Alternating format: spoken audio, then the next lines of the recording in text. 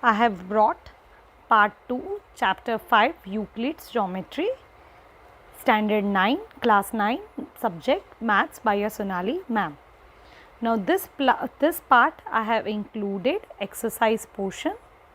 Now this entire chapter is based on the axioms as well as the postulate. So it is quite geometrical as well as theoretical. So what all theoretical questions are there in the given exercise, that we have covered for part 2, and part 3 is having all the board explanations. So prove that questions are covered for part 3. So let's begin with the part 2. Yes. So question number 1, what does it say? So which of the following statements are true and which are false? Give reasons for your answers. So exercise 5.1, question number 1. So the first is only one line can pass through a single point. Only one line can pass through a single point. Whether it is true or false? It is false, because you need at least 2 points through which a line can pass. So let's see an explanation. Since through a single point P below, you can see here in the figure, infinite numbers of lines can be passed. So when you have a single point P, you can have as many as lines can be passed from that single point. But if you have a 2 point, you can pass only one and only one line through both the points. So in the following figure, it can be seen that there are infinite number of lines which are passing from point P. So the first statement is false. Second, there are infinite number of lines which pass through two distinct points. So you know that is also false. When you have a two distinct points, only one line can pass. You can see here, since through two distinct points only one line can pass. In the following figure, it can be seen that there is only one single line that can pass through the two distinct points P and Q. A terminated line can be produced indefinitely on both the sides. The third question is a terminated line can be produced indefinitely on the both the sides. So third statement is true. You can see in the figure that the line segment AB, you can form a terminated line, both the end A and B indefinitely. You can go in any of the direction. So yes, the statement is true. A terminated line can be produced indefinitely on both the sides. Let A be a terminated line, and it can be seen that it can be produced indefinitely on the both the side AB. So this third statement is true. Now fourth, if two circles are equal, then their radius is also equal. So when I say if two circles are equal, so that is true.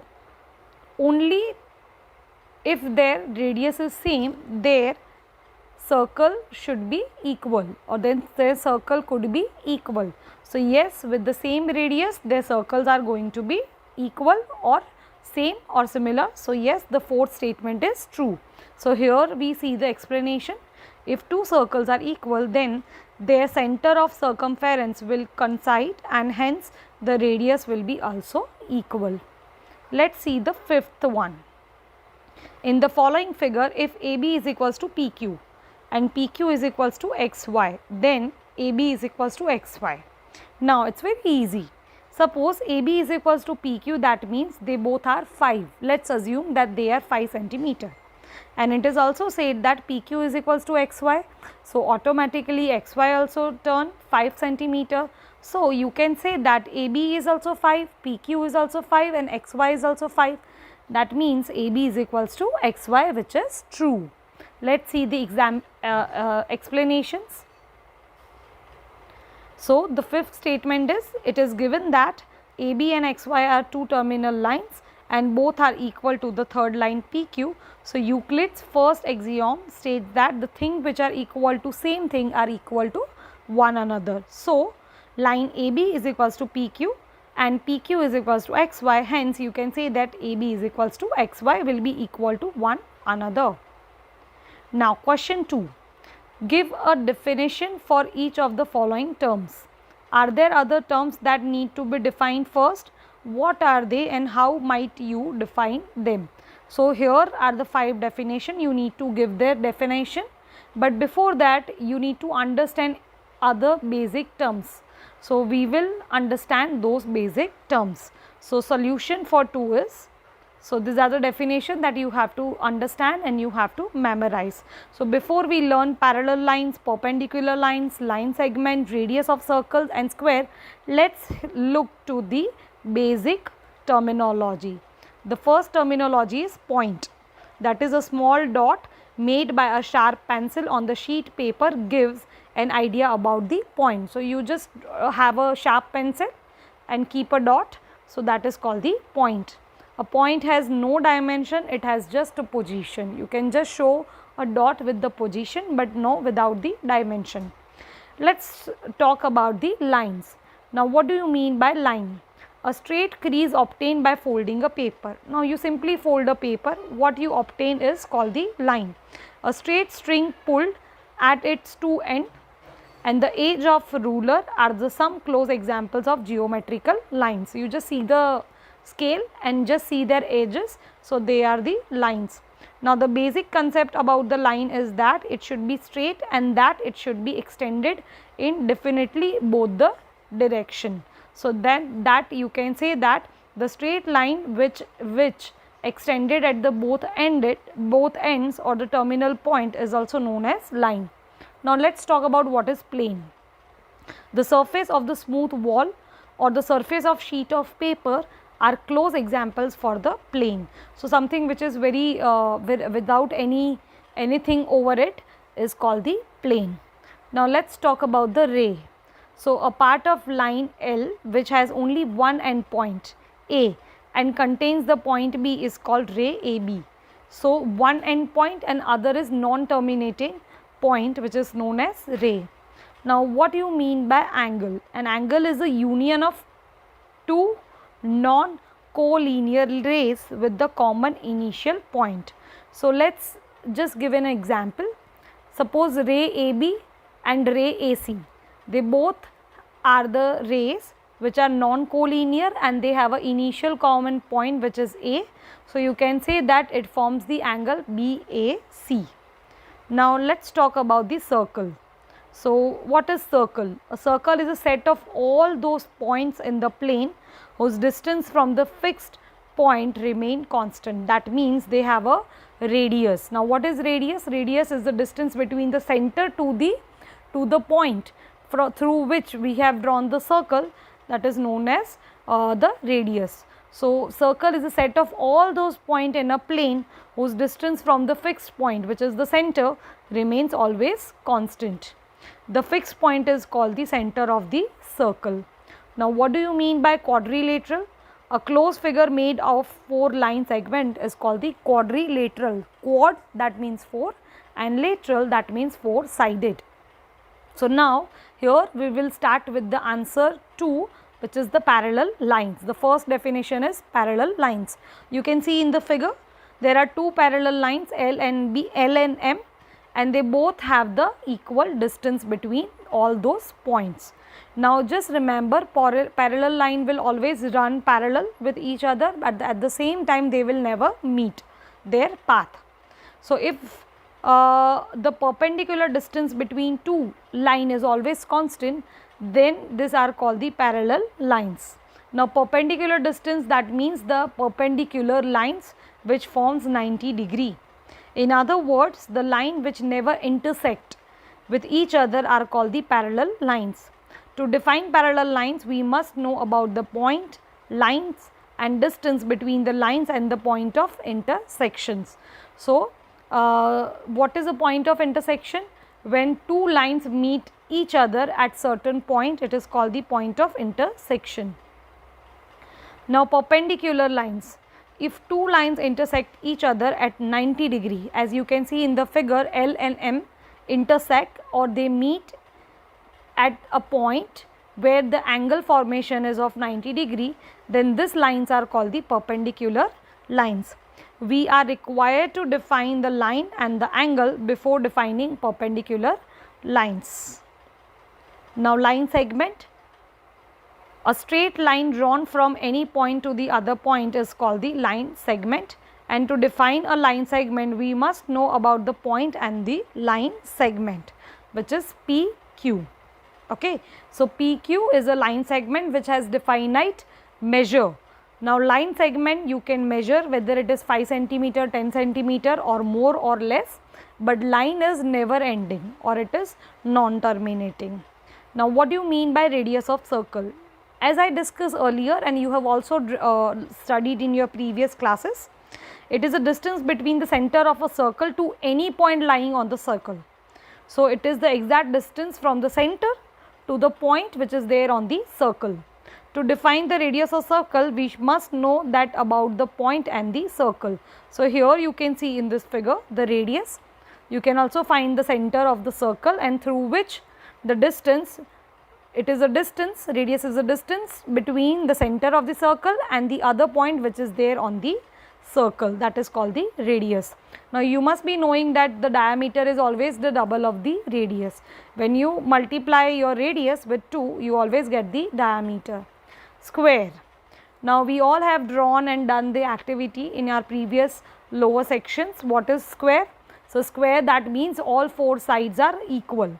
Square is also called the quadrilateral because it has 4 sides as well as it has 4 angles which are 90 degree in measure.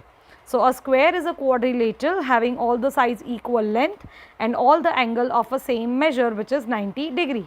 To define square, we must know about the first quadrilateral, side and the angle. So, I hope you have understood question 2. Now, question 3. Consider the 2 postulates given below. So, let us see this 2 postulate. Given any 2 distinct points A and B, there exists a third point C which is between A and B. There exist at least 3 points that are not in the same line. Now, do this postulate contain any undefined term? Are these postulates consistent? Do they follow Euclid's postulate? Explain. Now, the solution for question 3 is yes, there are various undefined terms in this given postulate. The given postulates are consistent because they refer to 2 different situations. So, yes, we will say that they are consistent. Also, it is impossible to deduce any statement that contradict any well-known axiom and the postulate of Euclid's. This postulate do not follow from the Euclid's postulate. They follow from the axiom which is given 2 distinct points, there is a unique line that pass through them. So, we can say that they do not follow Euclid's postulate, but yes, they are derived from the axioms. Now, this is the question 4. This is the question 4, that if point C lies between 2 points A and B such that AC is equals to BC, then prove that AC is equals to 1/2 AB. Now, this is the prove that question which is very important as per the exam point of view. This I have covered for my board teaching or classwork teaching. So, that will be available to part 3.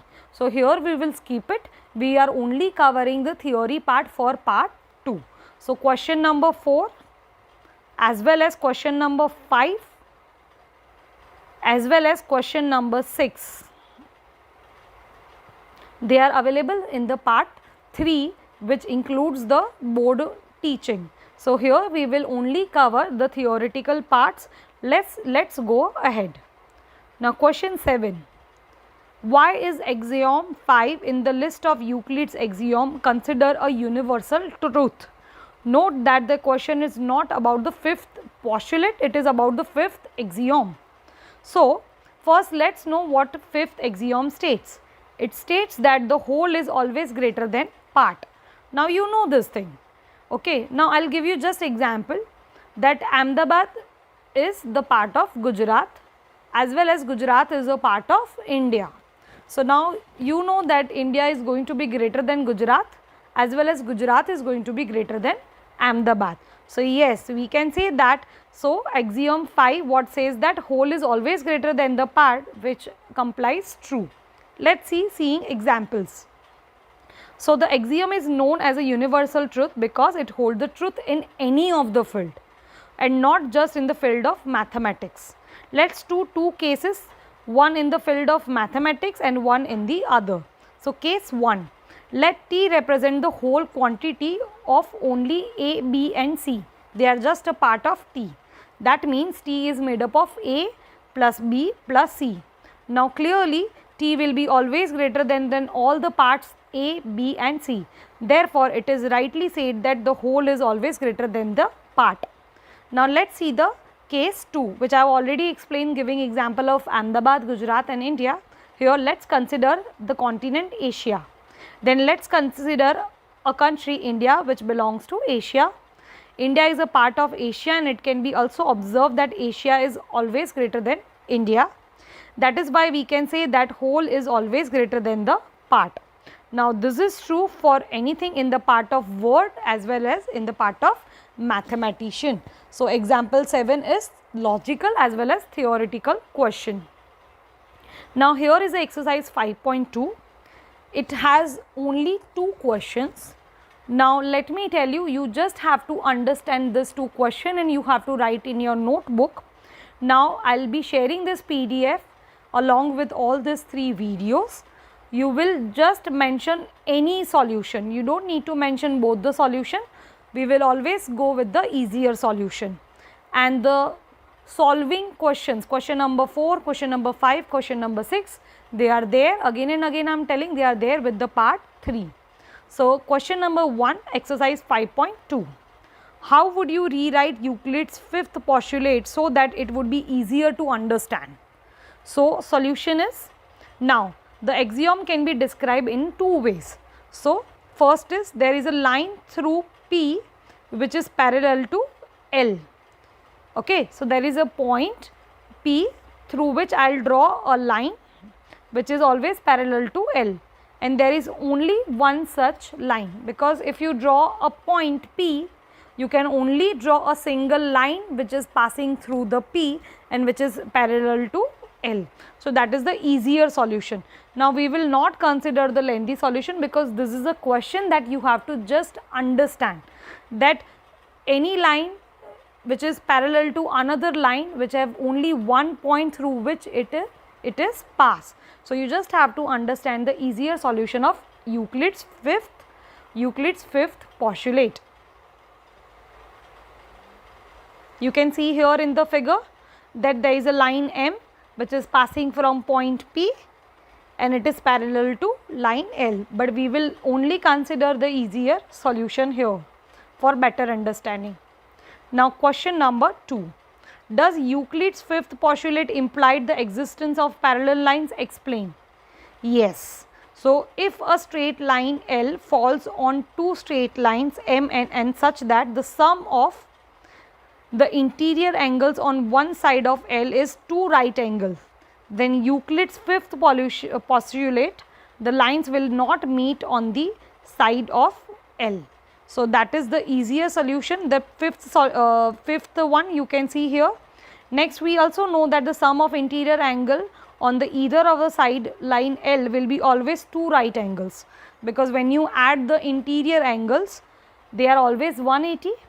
And this interior angles, when they are formed using perpendicular, that means 90 degree each, they are going to be 2 right angles.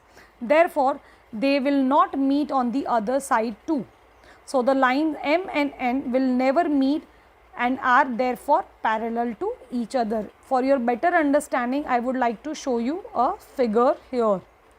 You can see that line N, which is perpendicular to line L and M, which will not meet them with any other points. You can see that angle 1 plus angle 2 in the figure, that is 180. Why they are 180? Because they are the interior angles, and 1 is equal to 4 and 3 is equals to 2, because they are alternate angles to the parallel lines. Therefore, angle 3 plus 4 will also be 180 degree. So we can see that. So this is a lengthy solution. I just explained this figure for your better understanding. You can draw this figure and you can explain the easier solution, which is that the lines M and N will never meet and are therefore parallel with each other. So here we end the exercise 5.1. Now let me tell you, this chapter is just, you need to remember the axioms as well as postulate, and the 3 prove that examples, question number 4, question number 5, question number 6, which are covered for the next presentation. That's it. This is the geometrical chapter and it is very easy chapter in your entire book. So just go through the first presentation, second PPT and the third presentation, and then write all the question answers in your classwork. See you for the next PPT. Take care. Bye-bye.